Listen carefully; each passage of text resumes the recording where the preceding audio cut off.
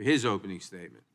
Thank you, Mr. Chairman. On October 21st, the Attorney General of the United States was in front of this committee and made this statement, quote, "I could not imagine any circumstance where parents are labeled domestic terrorists."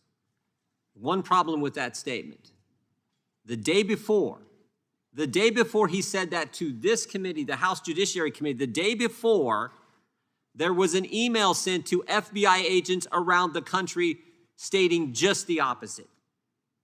Email sent from the Counterterrorism Division of the FBI, treating parents, labeling parents, categorizing parents as a threat tag for simply showing up at school board meetings and speaking their mind, objecting to a racist, hate America curriculum.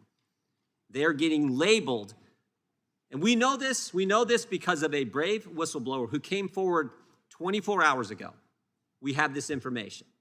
And if the gentleman from North Carolina, my colleague, Mr. Bishop, had been able to make his inquiry of the chairman, was not recognized by the chairman, even though this happened, even though it calls into question whether the Attorney General misled the House Judiciary Committee with his comments that day.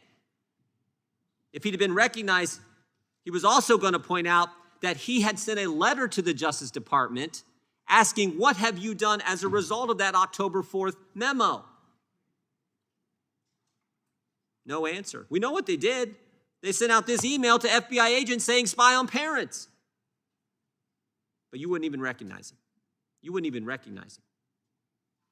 I mean, this scenario where on September 29th, a left-wing political organization writes the President of the United States saying, we want you to get the FBI involved in spying on parents, setting up a dedicated line of threat communication, a snitch line on parents.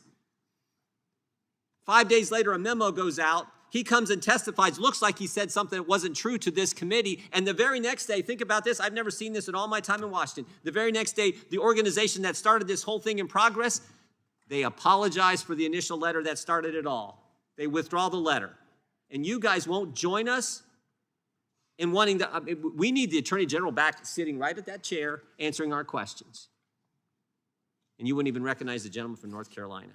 I hope the majority understands how serious this is. You know what this reminds me of? This reminds me of something we all went through 10 years ago. This reminds me of when the IRS targeted people. And then it wasn't called a threat tag. Then it wasn't called a terrorist tag. No, then it was called the BOLO list. Be on the lookout list. If you said the wrong thing in this country, the IRS, Lois Lerner, the IRS puts you on a list, much like what we see the FBI doing now, thanks to this brave whistleblower who came forward. So we're going to discuss some of that issue today as well, Mr. Chairman. And I know we have an important piece of legislation in front of us. And I again want to say thanks to the people who came yesterday and testified. It was compelling and powerful. No one should ever feel the way those victims felt, that they had been wrong, they had no real recourse. The expert testimony we heard yesterday, that arbitration is generally a well-functioning mechanism for dispute resolution, was also important. The analysis we heard from Ms. St. John, Ms. Parshall Perry helped to illustrate that to the extent there are problems with arbitration, we should fix those problems. That does not mean undermining a system that in most instances and for most types of claims provides a faster, more affordable, more efficient resolution to disputes.